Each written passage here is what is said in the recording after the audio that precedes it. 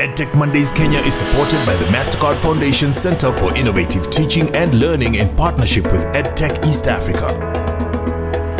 Good evening and karibuni to EdTech Mondays. I'm your moderator, Lily Bakana Piper, and we're so pleased that you've joined us today.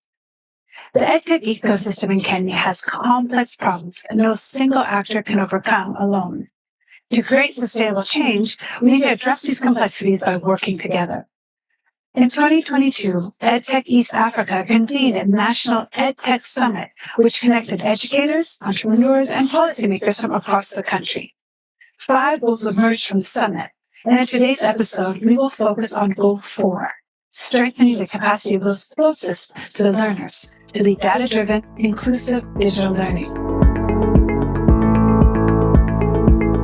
I commit to Goal 4, which is strengthening the capacity of teachers to ensure they provide quality education to our learners because they are key stakeholders in the education ecosystem. The way I would wish to have this implemented is by making sure that the teacher is put at the center of the design, implementation, monitoring, evaluation, generating evidence that shows what works and what does not work, and also documenting best practices for future programming on digital learning initiatives for learners that involve teachers. And our goal is to make classroom learning better. That is why I commit to lead data-driven and inclusive learning. When it comes to education, collective action must include the voices of leaders of learning, parents, teachers, and school leaders. The leaders of learning are the teachers and parents who are closest to the challenges and the potential of our students.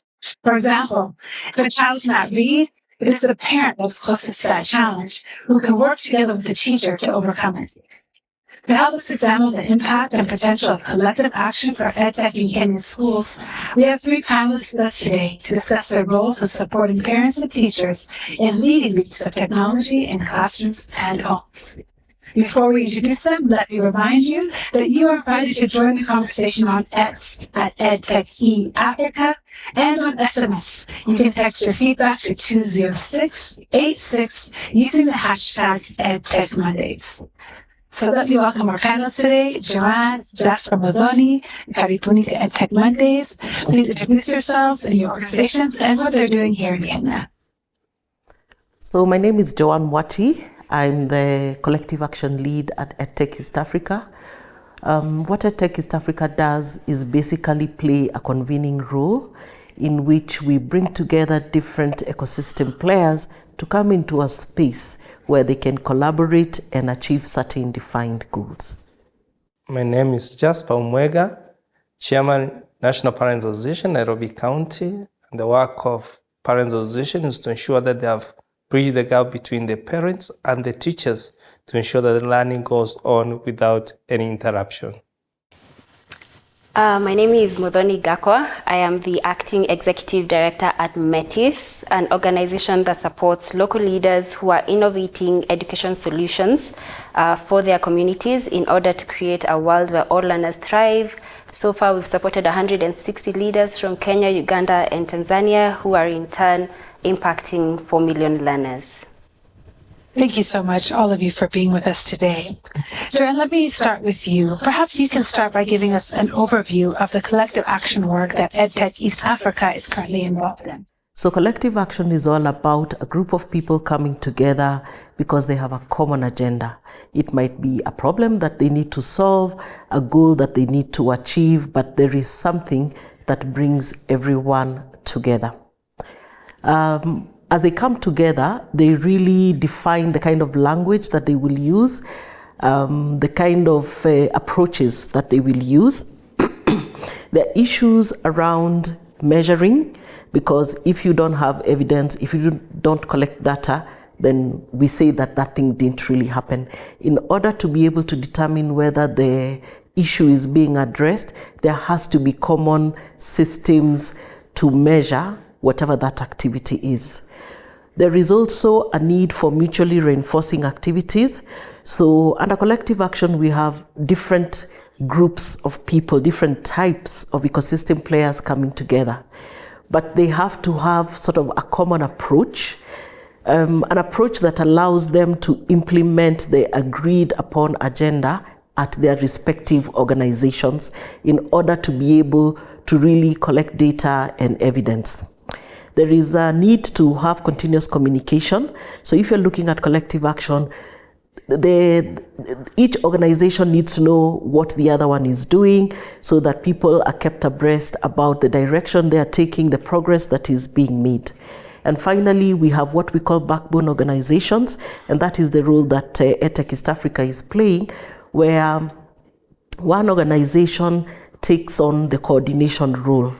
That organization is not a solution provider, instead coordinates the collaborative efforts of the different organizations in order to achieve that goal. So that's what we've been doing at EdTech East Africa, bringing together these different ecosystem players into a space where they can work on individual goals, they can work on individual, identified priorities, but in the end, we are working towards solving a common problem, our problem being, or our goal being, to really create an enabling environment for technology-enabled teaching and learning. Fantastic. And before we move on to our other panelists, give us a quick definition of what you mean when you say leaders of learning. Who are you talking about? Leaders of learning are those people in the learner's immediate circle. They have the capacity to influence how that child learns. We are talking about parents because learning starts from the home. It doesn't start in school. We are talking about parents. We are talking about caregivers. Sometimes parents are busy. They have to go look for jobs. They have to put food on the table. They have to pay school fees. They leave the child in the care of a sibling, a house help, a community member, those people. And finally, we are looking at the leaders who are at school level, whether it's early childhood or primary school, teachers, and the heads of schools that really influence what the child is learning, how the child is learning, what interventions are offered when a child is actually not learning at the pace that they're supposed to be moving. So, Jasper, if I can ask you, what is the NPA's mandate with regards to parents as leaders in their homes around learning? The National Parents Association has a mandate to ensure that these parents understand that they have a big role to play in the learning of their kids by ensuring that they provide with them the necessities they require in school, whether it's paying school fees, buying books, buying the uniform, food, among other things. And it's the role of the NPA to ensure that they have coordinated, they have sensitized the parents to understand that they are to be part and parcel of the lives of their kids, that their work does not end by paying school fees and sending them to school. They have to ensure that they are actually able to understand that they have to make follow-ups. They have to ensure that to work with these kids every time until the learning is actually achieved in an environment that is very enabling. So specifically, how's the National Parents Association encouraging parents to get more involved with their education? You've mentioned some ways that they're framing out what their mandate is, but then in the actual application of your work, what are some means that you're engaging with too? We carry out a lot of class meetings. During these class meetings is where we have a lot of conversation towards the learning or the learning environment. We do annual channel meetings. We do other trainings to ensure that we get collaboration with other organizations to ensure that we make our parents understand what learning is and how it can be done in this 21st century, not the way it used to be done previously. We are actually moving away from the environment where we have sent you to school, go and learn, I don't get involved, to the level that we need to make follow-ups and come to class, to school, to know how is your learner performing. If we are supposed to do any other intervention, we do those interventions early. We give them a support system from home, and we also give a support system to the school management and the teachers to ensure that learning is smooth. So that is where we have a lot of conversation during those particular meetings. And in case of an issue that is beyond this on a one-on-one, we normally call them to counsel these parents and talk to them to ensure that they have understood what they are supposed to be doing. Madhoni, when it comes to Metis's work, tell us a little bit about your theory of change when it comes to learning. Yeah, sure, Lily. And I want to start by sharing some data that in 2017, Kenya was named by the World Economic Forum as being the country that has one of the strongest education systems. Yet from research released recently, we can see that kids are not learning. So schooling is not equals to learning. Kids are going to school, but they're not learning and they're not being prepared to participate in the global economy. And so for Metis, our intervention is at two levels. First, we recognize that those closest to the problem are also closest to the solution, but do not receive the support and resources that they need to strengthen and scale their impact in education. And second, that any innovation that is happening in silos. And so what Metis does is that we equip local education leaders with the skills and the mindsets and the community they need to strengthen and scale their education innovation. And we also break down those silos that exist in the education space by bringing different stakeholders together to have conversations, to collectively learn and act, because we believe in scaling through sharing, yeah? So an education leader is innovating a solution in Northern Kajiado, and another leader is innovating a solution in Southern Kajiado. How do we bring them together so that they cross-pollinate their lessons and scale their impact? So that's what Metis does. We support leaders and we support the ecosystem builders so that they can scale their impact. Great. Yeah. Just to dig a bit deeper in that, maybe you could provide us with some examples of both the challenges and the opportunities you're seeing as you are working with those closest to both the challenges and the solutions. So we support leaders from very many different contexts. We have leaders who are working in refugee camps. We have leaders who are working in war zones in Uganda. And so the thing that we have learned over the years is that these leaders know exactly what solution would work for that context, but do not have the support to think through their solution. And so what we've been doing at Metis is that we take them through the Metis way, where we help them think through what exactly is a challenge that I care about, and am I solving the problem for the community that I serve, and how do I iterate to make sure that the solution that I'm bringing is actually solving these problems. And so we've learned that there's been an umbrella approach towards solving problems where you're like, if you want to teach kids, this is the approach you take. Yet when you go to Kakuma and you meet our fellow Samuel Binja, he will tell you that they do not have teachers, and so the approach that is being recommended would never work in their context. And so our role at Metis is to help these fellows to think through what resources do we have and how do we use those resources to support the kids who are in this refugee camp. Leaders from spaces like Kibera, the solution that would work in Kiambu would not work in Kibera. And so we sit down and recognize that, okay, you are innovating a solution here. We can give you a community to help you learn a couple of other things that have worked, but at the end of the day, you're best placed to solve that problem. And really another challenge that exists in our ecosystem is that resources go to Africa but do not go to African leaders. So research shows that only about 5% of funding that goes to Africa goes to African-led organizations. Yet we are saying that it is African leaders who know the solutions to their communities, but the resources are not going towards that. And so that's one of the things that Metis is working really hard to just shift that mindset and say, actually, here are 160 leaders who know the solutions. How do we bridge that gap? Avail the resources to them so that they are able to solve problems for their community. Yeah, fantastic. Such an important piece to mention about where the funding goes. So currently, what are the key metrics and indicators that are being used to assess collective action impact? How do we know that these interventions are working? I think the first thing I'll say is that collective action is actually long-term. And because we started this agenda barely a year and a half ago, we are still in the very, very early stages of collective action. The way it works is that you have small wins over a long period of time. So the first thing that you would look at is, as you bring together this collective, looking at, are there people actually signing up to be part of this activity? And I have to say we are doing quite well, I think. We have a lot of individual organizations that are members of our community of practice. They're coming together, they want to be part of the solution. That's the first thing.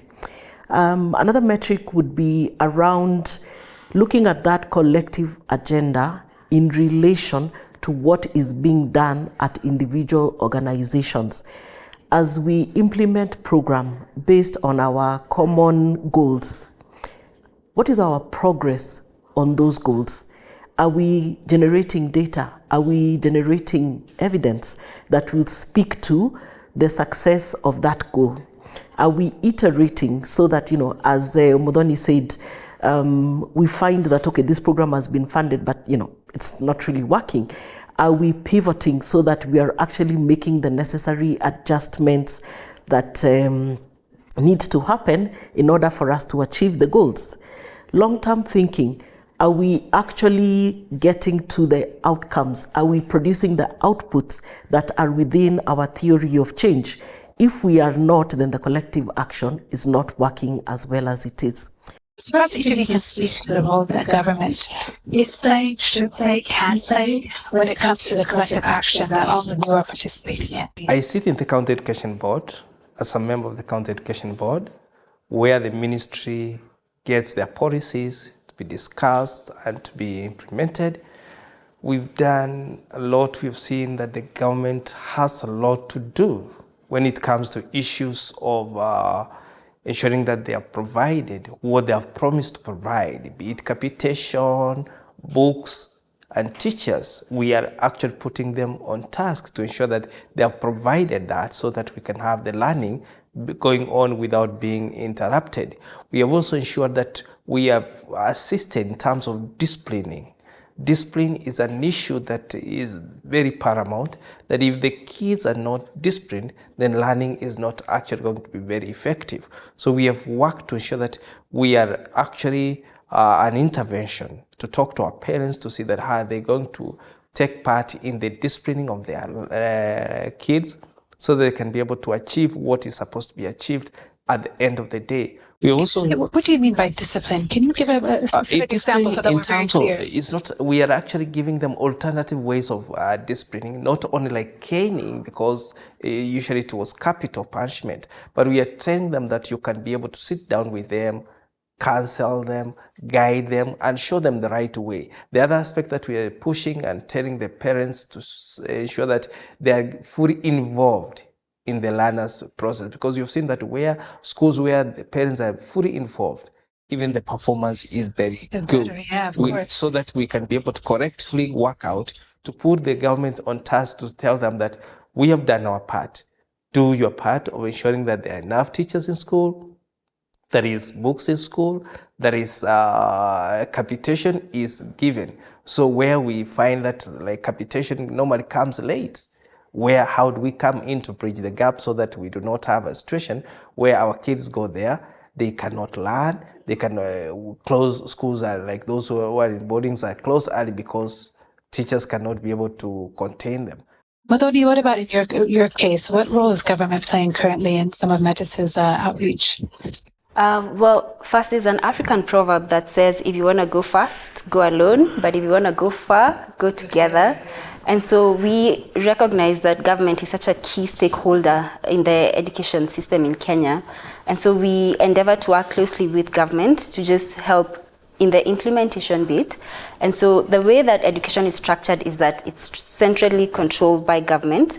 And that's why we have challenges of CBC being rolled out by the government, and the people implementing in Mombasa, Kilifi, different contexts don't have the capacity to implement. So there's a disconnect there.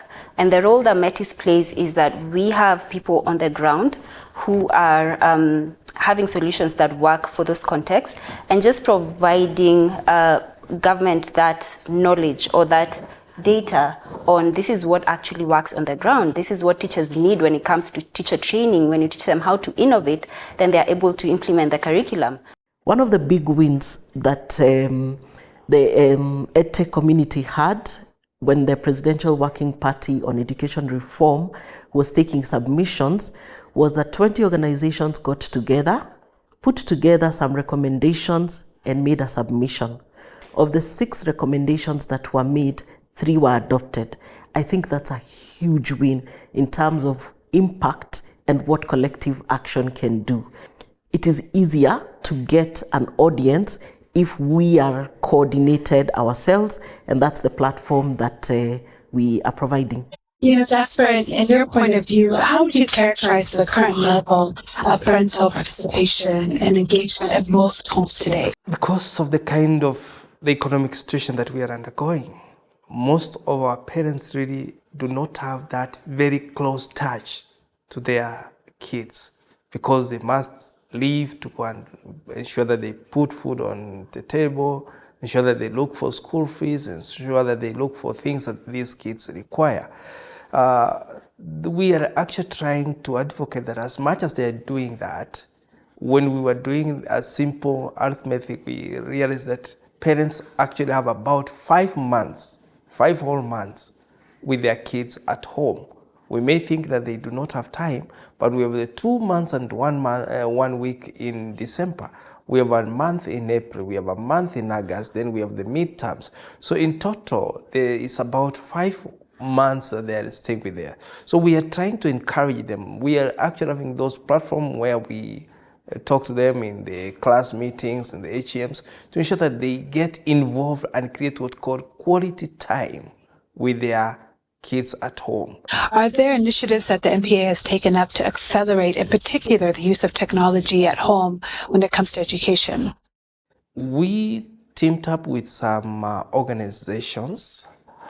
There's a time we talked with the EdTech to ensure that they are assisting us to come up with a platform where we are engaging our parents to understand that technology is not actually negative, because most of the parents have that notion that technology is negative. But we want to know, and thanks to the CPC, because actually CPC is taking back them there fully into technology. So we are using some of those collaborations with other organizations to train them and understand, sensitize them to understand that technology is very important. The gaps that are there, how can we be able to come in and bridge those gaps to ensure that learning is actually not interrupted at any given moment.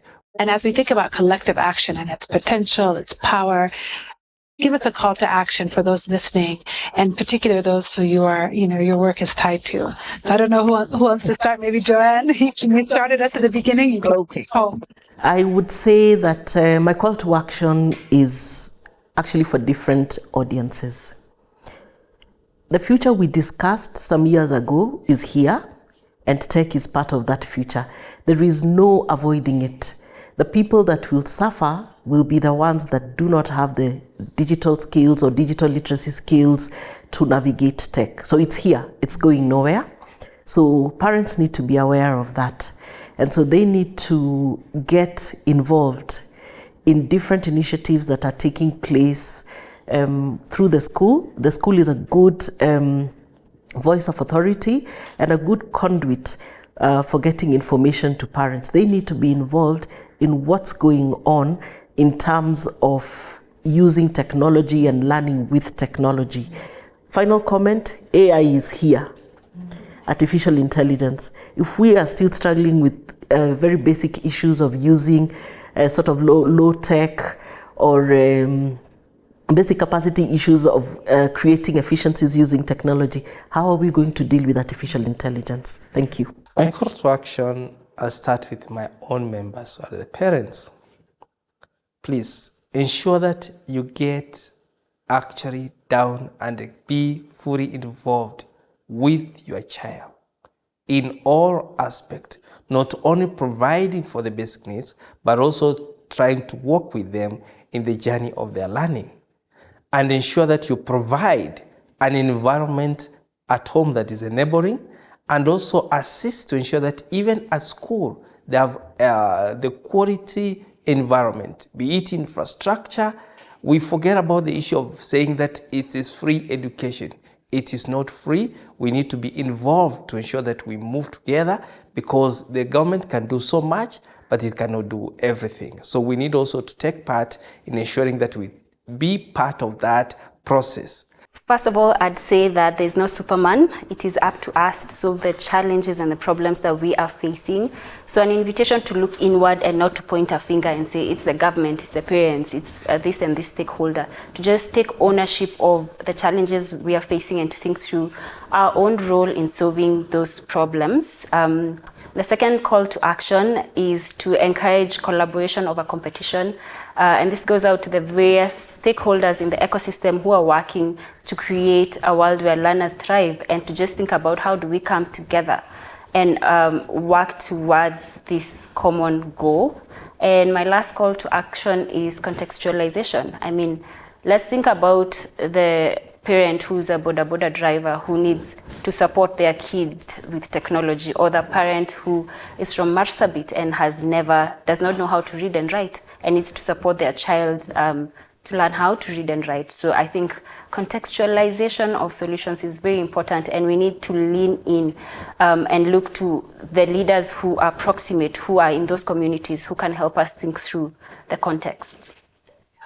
Thank you so much, Madoni, Jasper, Joanne, for your contributions both here today and the work that you do in the communities. Thank you so much. Thank you for joining us. We would love to know what you thought about today's episode. You can reach us on X at EdTech East Africa, and on SMS, you can send your feedback to 20686 using the hashtag EdTech Mondays. Our thanks to Rosamolo, who provided our sign language interpretation. I'm your moderator, Lindy Bakala Piper. Thank you for the privilege of your time, and we'll see you next month. EdTech Mondays Kenya is supported by the MasterCard Foundation Center for Innovative Teaching and Learning in partnership with EdTech East Africa.